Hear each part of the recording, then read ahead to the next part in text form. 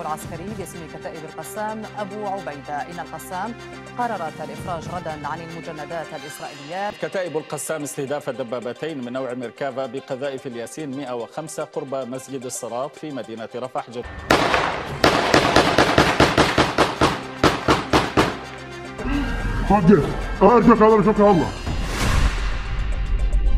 الحريديم هي واضحة جدا بأن هناك مشكلة حقيقية في الجيش.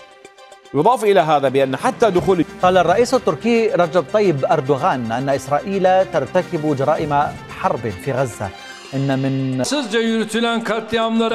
أولئك الذين يلتزمون الصمت أمام المجازر الوحشية والذين لا الشرق من مدينة غزة عودة ومشتهى كانا قد تعرضا لقصف إسرائيلي. هذه سقطت تحطمت على مقربة من مناطق محتمل وجود مقاومة بها. هللا بيجي سيونوتا فرطو كيبتتا دربرا إيغالي دايما إبا لما ولما غلطي لميلم فلسطيموتا إبا جا ولكين سغازة تجيفا منا الدنيا دي كم سيس برغلي مجاهدوتا لولتوتا إسرائيل كتا كاننو ستة كبالة تارجاسو الجزيران كبا سيجرام كمالتان كبجامتوتا وردوفتوتا كينيا ودفنو كينيا جمعة غلغلا سين dhageessifna haleella Israa'el humna qilleensaatiin eegalte kiibtata darbeerraa yoo xiqqaate daa'imman 200 dabalatee Filisxeemonni 600 ajjeefamuu odeeffannoowwan hospitaalotaaf balloomsuu irratti wayitti argaman birgeediin mujaahidoota tarkaanfii keessa deebii hin qabne fudhachuun dhagahame. Ministeerri muummee Kwaatar Sheek Muhammad bin Abdurrahmaan Ataani Pireezidaant Raasiif Xayyib Erdogaaf liigiin biyyoota Arabaa Faransaa akkasumas UK fi Raashiyaan dhimma waraanichaa irratti ibsa cimaa baasuun dhagahame. Birgeediin mujaahidoota loltoota Israa'el akka baalaatti harcaaseef waraanni Israa'el yeroo jalqabaa buldoozarii 2 akkasumas taankota 3 dhabuu fi loltoota 4 walakkeessa kutaa kibba Gaazaa kaaninusitti harcaasuu Times of Israa'eliin gabaasee balballoomii keessatti dhageettu. Sheek Naayim Qaasim tarkaanfiin Filisxeemota irratti fudhatu akkamiin callifna jechuun loltoota isaanii ajajuun dhagahame. Hizboollaan diroonota furguggeessuu eegaluu mootummaan Israa'el himatee jira. Almaadiyaaf MTV Libaanan irraa gabaasa qabna. Pireezidaant Ahmad Sharaadhaa tarkaanfii Gaazaa irratti fudhatan ilaalchisee jaarmiyaa mootummoota gamtoomanii falakaawuu akka qabuu fi mirgi namoomaa kabajamuu wal qabsiisee sarbamiinsa Israa'elotaan gaggeeffamuu irratti komii qaban dhiyeessu. Siriyaa TV wabeeffachuun Al Arabiyaa TV gabaasee jira. Balballoomii keessatti dhageettu. Haleellaan Ingilizii fi Ameerikaa kan hin jimbiilfachiisin obboleewwan isaanii Filisxeemotaaf sagalee ta'uu kan itti fufanii fi misaayilota isaanii qaara qabuun har'a ammoo galoo galaana Baab el Mandab irratti doonii Israa'elii takka kan haleele. Hawtiin Yamanoota walakkeessa Ben Gurion irrattis misaayilota dhidhiimsuun dhagahame. Birgeediin mujaahidoota Al Aqsaan tarkaanfii rokkeettiiwwaniin loltoonni Israa'elii 4 miidhamus gabaasa balballoomii keessatti kan dhageettan ta'a.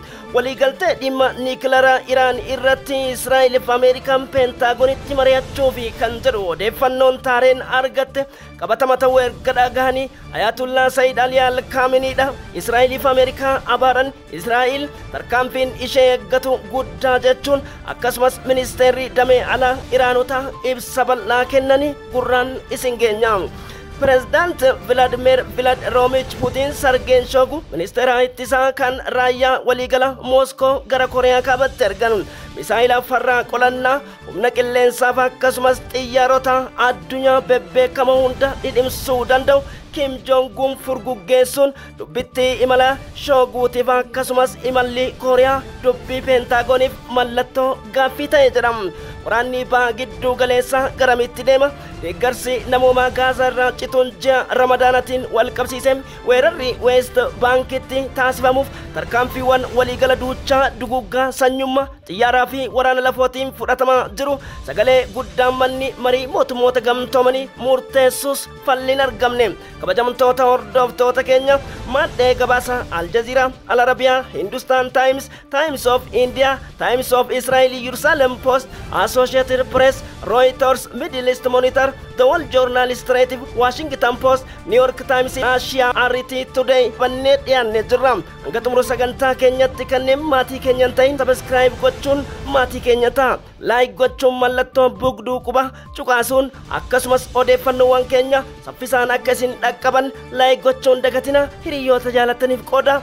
Free Palestine, Free Gaza, firii Siiriyaa firii Yaman jechuun yaada qabdan CTN'n dabaluun nu barreessaa galanni keessan khayriiwwan ji'a Ramadaan كان دنيا آخر سنياته اتديادام. الناطق العسكري باسم كتائب القسام أبو عبيدة إن القسام قررت الإفراج غدا عن المجندات الإسرائيليات. عسكري لكتائب القسام من سماهم أحرار الأمة للانخراط في معركة الدفاع عن الأقصى.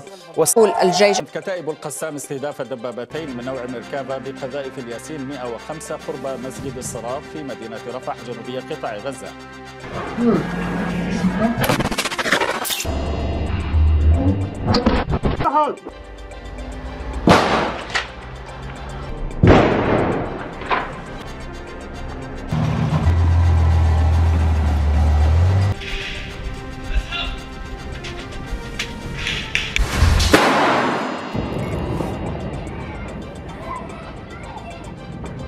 تجدد العمليات العسكرية الإسرائيلية في غزة بالرغم من نتنياهو لا يكتب بنهاية نهائيا.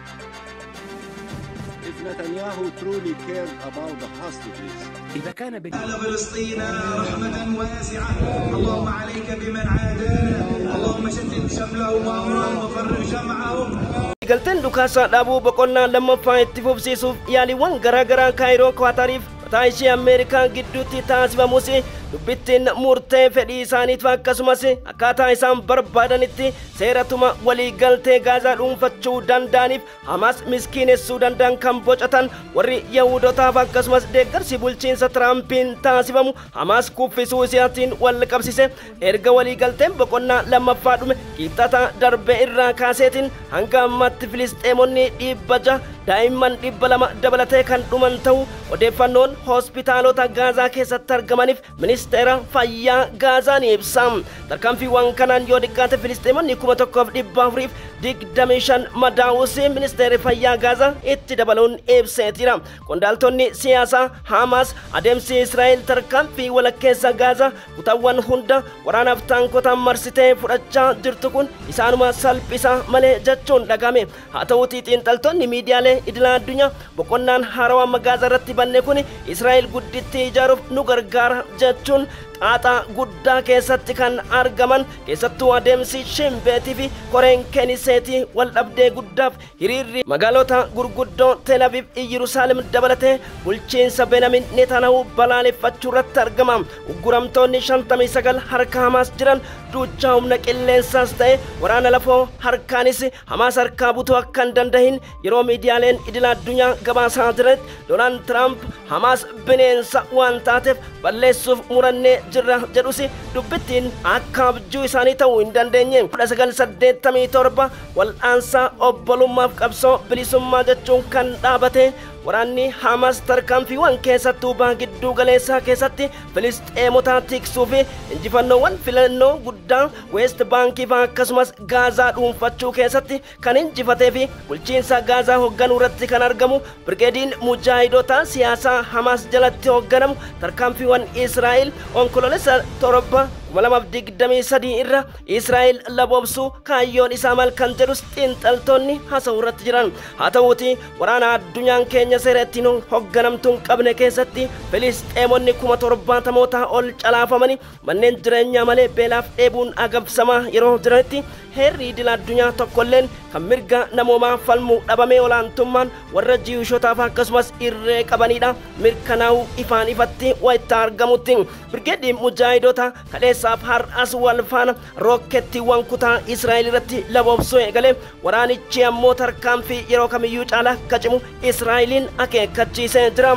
Dubbimaan Birgeedii Al-Aqsaa Abuu Ubeydaan ansaarota Yamaniitiif dhaamsa wayita dhaaman gootowwan ansaarota Yamanii obboleewwan isaaniitiif aarsaa kaffalaa jiran ajriin isaanii jaannata akkasumas bilisummaa Filisxeemota jechuu Al Arabiyaan gabaasee jira.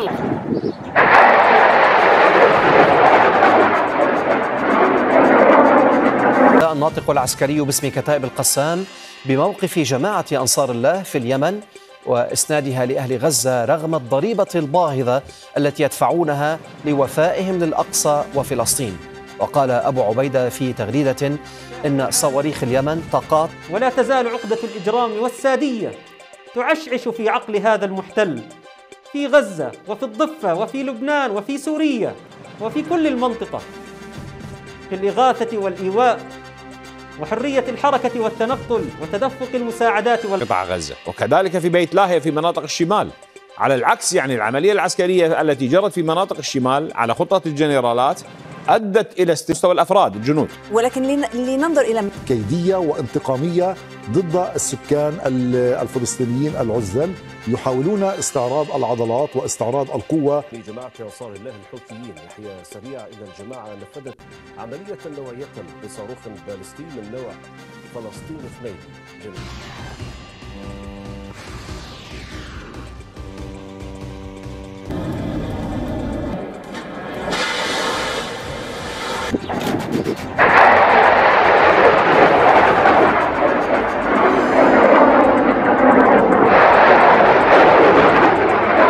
ردا على مجازره بحق إخواننا في غزة، وأن تكثيف الطلعات الجوية وشن المزيد من الغارات لن يثني اليمن واليمنيين عن تأدية واجبهم الديني والأخلاقي.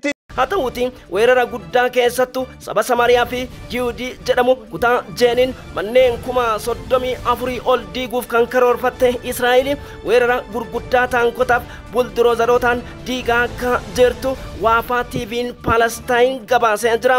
Manni marii mootummoota gamtoomanii yaa'iiwwan 34ffaa tibba kana dhimma Filisxeem irratti taa'es haleellawwan yaada wal kiba ta'an dhimma Filisxeem irratti mormiin gurguddoon jiraatus ambaasaaddariin Filisxeemota Riyaad Mansuuri adeemsi Israa'eel weerara marsaa lammaffaa bante ifaan ifatti kaayyoo Tiraamp bocanii lafa kaa'an jechuun Tiraamp irratti ulee qaban roobsu Associated Press, Middle East Monitory fi Times of Indian gabaasanii jiru. Gabaasa kanaan wal qabatee tarkaanfiin amma fudhatamu Gaazaa duuchatti kutaawwan Israa'eel marsitee cabsitee seenuuf deemtu hunda Hamas fanjiin akka laboobbetu himama. Haleellawwan tarkaanfii har'a kutaa kaaneen usitti fudhatameen Birgeediin Al-Aqsaa loltoota Israa'eel 4 kan ajjeese ta'u Times of Israa'eel gabaasee jira. Haa ta'uutii haloo kanaan kutaa Jabaliyaattis Filisxeemonni 24 ajjeefamuudha. Jiraan damee afaan Arabaa fi Al-Arabii TV'n gabaasanii jiran. قال وزير الإعلام الناطق. قال الرئيس التركي رجب طيب أردوغان أن إسرائيل ترتكب جرائم حرب في غزة. إن من صمت أمام المذبحة الجارية في غزة سيحاسب أمام التاريخ والضمير. أولئك الذين يلتزمون الصمت أمام المجازر الوحشية والذين لا يقفون في وجه جرائم الحرب والإبادة الجماعية والجرائم ضد الإنسانية التي يرتكبها الاحتلال الإسرائيلي في غزة. لا ينبغي أن يتعرض المدنيون للأذى، يجب أن لا يشعروا أنهم يمكن مكتب الجزيرة المسلم الكباشي، نرحب بك المسلم. إذن بعد أيام تأتي للضغط على حجم الانتقادات الداخلية المتصالة ضد نتنياهو في تعامل إسرائيلية على إسرائيليين تظاهروا أمام منزل رئيس الوزراء الإسرائيلي بنيامين نتنياهو في القدس ويطالب صائل المقاومة وتل أبيب.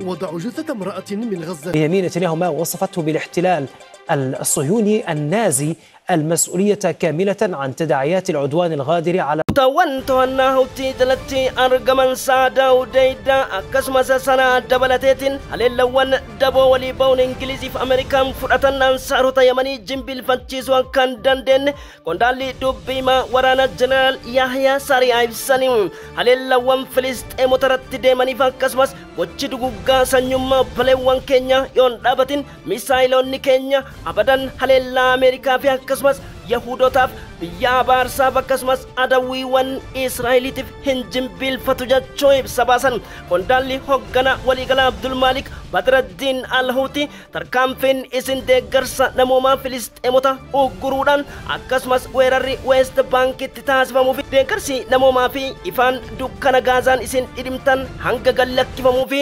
Filisxeemonni qe'ee isaanii keessatti hanga kabajamanitti misaayiloonni keenya galaana diimaa Baab El Mandabiif Meeditiraaniyaan hanga miidiyaatti qarqabuun dhiisu dooniiwwan Ameerikaa fi akkasumas Yahudoota adawwiiwwan Israa'eliitiin wal qabatu haleeluu itti fufna jedhanii jiran. Wareegama lammiileen Yemanii obboleewwan isaanii Filisxeemotaaf taasisan nu boonsa malee yoomillee kan nun jimbiilfachiifne ta'uu gamanumaan ibsina jechuu Associated Press gabaasee jira. Chaayinaaf Raashiyaatti Peentaagoon quba qabuun dhiifne akkasumas irra caalaatti ammoo deeggarsi misaayilotaaf rookeettii fi diroonota Iraan taareeniin ammas taasifamaaf jira jechuun bulchiinsi Steven Witkoff karaa Tiraampiin ajaja addaa dabarsuuf qondaalli humna qilleensaa Ameerikaa Iraan akeekkachiisuu miidiyaaleen idil addunyaa gabaasan. Iraan gama isheetiin bulchiinsi Riippaabilikii Islaama Iraanii fi sana'aan garagara kun abjuuf rarraga raaqota hirriiba isaaniiti jechuun karaa Abbaas Araakchiif Pireezidaant Maasuud Peezekshiyaatiin deebii kennuun ni yaadatama. Haleellaawwan marsaa sa'aatii 24 keessatti siyaasa daffaa farras Teel Aviv haleeluu Hawtiin Yemanoota ibseeti jira.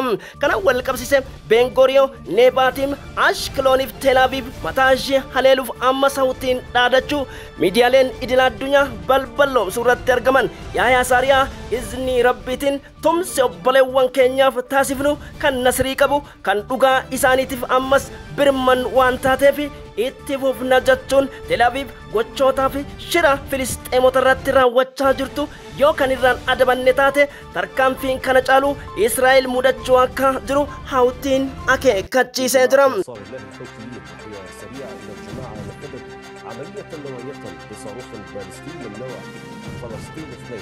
عملية عسكرية نوعية استهدفت هدفا عسكريا للعدو الإسرائيلي جنوبي منطقة يافا المحتلة وذلك بصاروخ باليستي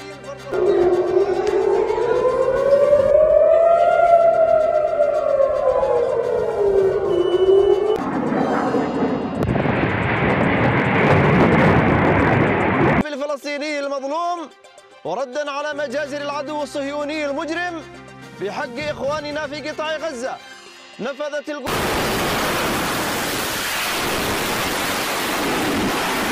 المرشد الإيراني علي خامنئي إن أمريكا لن تصل إلى أي شيء بتهديدها إيران وحذر خامنئي في كلمة له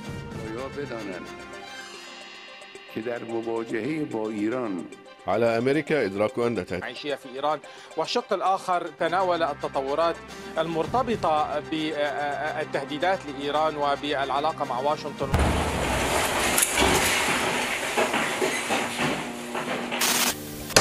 عام قاموا بفرض طوق أمني في هذا المكان وقاموا بإبعاد الجهة الإيرانية عباس عراقچي إن بلاده تدرس كافة أبعاد رسالة الرئيس الأمريكي دونالد ترامب مع مراعاة تلك الأبعاد. هم تساحي عيدان وإتسك القرات وأوهاد يهلومي yeroo fuudhaa fi hokkorri guddaan humna yuuraaniyeemiif aatoomii gabbisa nikileeraan Iraanitti jirutti reektar iskeeliin 5.2 yeroof galmeesse. Sababni isaa maddii qorannoodhaa yeroof hin ibsinii fi miidiyaaleen Iraan ammoo kirkira lafaa qubatti sababeeffatan hudhaa miidiyaalee idil addunyaa ta'e gaggeeffamuu fi qarqara dhukaa fi akkasumas industirii aatoomiif nikileera ishee ta'uu wal qabsise. Warri dhihaa dubbitti hagoggaaf uwwisa miidiyaa kennuu barbaadanis taareen galgala kana karaa ministeera damee alaa Abbaas Araakchiitiin ifa taasifte. Lawwan roobootiif teekinooloojii addaatiin buufata nikileeraaf annisa gabbisa akkasumas annisa bobaaf industirii Iraan kamiyyuu fudhachuuf qophoofne jedhanii yeroo Peentaagoniif Teel Aviv beeksisaa jiranitti mariin addaa Peentaagonitti taa'uuf akka jiru odeeffannoowwan taareen argatte Iraaniin macheessuutu dhagahama.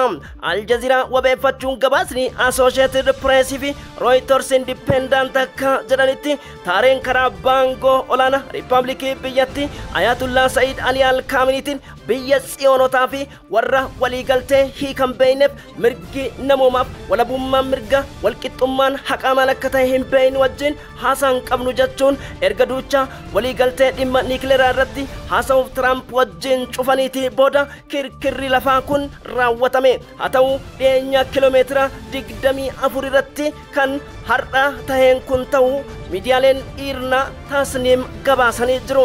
Ministeerri damee alaatiif itti gaafataman dhukaa fi gabbisa annisa nikileerii Iraan garuu buufanni niikileerii Iraan kanarraa bilisa ta'us ibsa kennaniit jiru. Iraan qabiyyeewwan waliigala akkasumas diinota tsiyoonota kanneen maadheewwan IRGC barbaaduuf qondaaltota biyyattii barootaaf adamsaa turte Chiini Tel Avivis ta'e United States of Americaadha dhiyaate jechuun karaa Jeneraal Muhammad Baagaarii irna korrespondaant wajjin haasawaa Associated Press gabaasee jira. New York Times oduuwwan sobaa qindeessuun keessattuu rogoota miisaayilotaaf balastikii odeeffannoowwan peentaagoniin hidhata qaban jechuudhaan Tel Aviv wajjin ta'uun shirri Iraan irratti qarqamaa jiran abadan yoomillee Iraan akkan jimbiilfachiifne waan hubatan fakkaata jedha. Newsweek gabaasa keessattuu waliigalteewwan tibba darbe Raashiyaa China fi Iraan dhimma niikileeraa irratti haasan abdii qabatus bulchiinsi Trump ofittummaadhaan humna intelejensi CIA fi akkasumas Mossad wajjin marii addaa balbala cufatee guyyaa iftaanii haasawaa akka jirutu himama. Kaleessa turee xalayaan addaa karaa barreessaa Emireetotaatiin Ayatullah Sayyid Ali Al-Kaaminitti Trumpiin ergame. Ayatullah Sayyid Ali Al-Kaamini warra cubbuu warra dhugaa hin beekneef mirgi namoomaa maal akka ta'eef aantummaan beeyne isin loogdota haqaa warra qaanii jechuun dubbitti isaan dubbatan miidiyaaleen warra lixa CNN dabalatee wayitti wal harkaa fuudhaa jiranitti. Odeeffannoowwan tokko tokko Reuters obeeffachuun akka jedhanitti Iraan yaaliiwwan niikileeraa taasisuu hin oolle jedhama. Haa ta'uuti kanaan wal qabatee odeeffannoon qabatamaa hanga ammaatti akka hin bahin Middle East Monitor mirkaneeffatee jira. على أمريكا إدراك أن تهديد إيران لن يوصلها إلى شيء وعلى الأمريكيين وغيرهم معرفة أن إيران. وحذر خامنئي في كلمة له بمناسبة بدء العام الإيراني الجديد من أنفعات موجعة.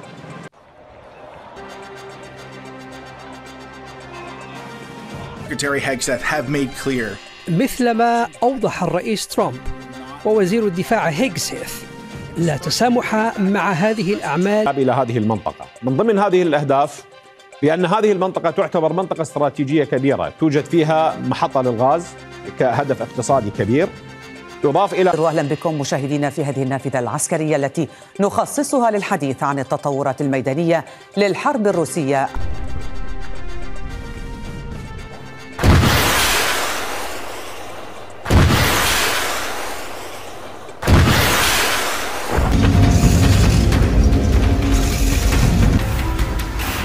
الرئيس الأمريكي دونالد ترامب إنه أصدر أوامر للقوات المسلحة الأمريكية بشن عمل عسكري. أعلنت القوات الجوية الأوكرانية أن روسيا نفذت 90 هجمة بمسيرات من طراز الشاهد على عدد من المقاتلين. Сложение оружия и сдачи в плен им будет гарантирована жизнь и достойная оборона. Biyyi tuttuqaan irraan dhaabbatiin Kooriyaan kaabaa waggootaaf qoqqobbiiwwan hedduun burkutaa turtuusi haleellawwaniif qoqqobbiiwwan gurguddaan doorsisa warra lixaa niikileerii hidhachuurraa kan hin daangessin Kooriyaan kaabaa biyya abbaa Kim Jong-un har'a yaaliiwwan haleellaa farra qolannaa misaayilota teekinooloojii kiruus misaayilii fageenya kiiloomeetira hedduudha furguggeessuun dhagahame. Miidiyaalee Kooriyaa kaabaa wabeeffachuun qondaaltonni intelejensiif kolaatika Raashiyaa wayita Pyongyang gayanitti ta'uun ammoo dubbittiin Kooriyaa kaabaaf Raashiyaa ammas Ameerikaaf neetoo qarqabuuf kan jedhu sodaan guddaan ayyala jiraachuu miidiyaaleen balballoomsanii jiran. Sijiteen wabeeffachuun gabaasnoon adda addaa bahaa akka jiranitti Sargeen Shooguu ministeerri intelijensii ammaa fi ministeerri raayyaa ittisa Raashiyaanota gara Pyongyangitti imaluu isaaniitii fi haleellawwan yaalii farra balastik misaayilii humna qilleensa jeettiiwwan addunyaa yaaluun Kooriyaa dubbittiin hiika akka qabattu Peentaangoon biratti taasisuudha miidiyaaleen dubbataa jiran. Peentaagoon gama ishiitiin adeemsi keessattuu Raashiyaa fi Kooriyaan kaabaa taasisaa jiran dhibee guddaa qabatee dhufuu danda'a jechuun dubbatanii jiru. State Departmentiif ergamaan adda Steven Witkoff dubbiin Raashiyaa fi akkasumas Chiini Kooriyaa kaabaa yoomillee galman gahu jechuun dubbachuu Middle East Monitor gabaasanii jiran. Addunyaa keenyaaf nageenyaa ta'uu irreen Filisxeemota dhugaa rabbiitiin ammoo horaa bulaa.